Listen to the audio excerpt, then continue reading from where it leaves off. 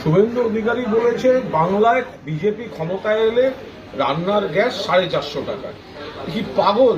দেশে তো বিজেপি ক্ষমতায় রয়েছে, তাহলে বাংলা সহ সব রাজ্যে 450 টাকা করে দিক। কে বারণ করেছে? আর বাংলার বিধানসভা ভোটটা তো হয়ে গেছে 2021 সালে, এটা তো দেশের ভোট, এটার সঙ্গে তো বাংলার সরকারের সম্পর্ক নেই। তাহলে বাংলায় ক্ষমতা এলে এ তো দায়িত্বজ্ঞানহীন কথাবার্তা। তোমরা তো দেশে এতদিন ক্ষমতায় ছিল, তো তাহলে তোমরা এখন ঘোষণা করে দাও বাংলা সহ সারা দেশে 450 টাকায় রান্নার গ্যাস, তার জন্য অমুক অমুক রাজ্যে ক্ষমতায় আসতে হবে। এই কথাগুলো আসছে কোথার থেকে? শুভেন্দু বলছে শিবরাজ সিং চৌহানের মতো লাডলি বাহেনা করব যদি বিজেপি ক্ষমতায় আসে। প্রথম কথা, কন্যাশ্রীটা তো মমতা বন্দ্যোপাধ্যায়কে দেখে শিখলো, কন্যাশ্রীটা মমতা বন্দ্যোপাধ্যায়কে দেখে শিখে নকল করছে, সেইটা আবার শোনাচ্ছে। আর দুই, ও ভুলে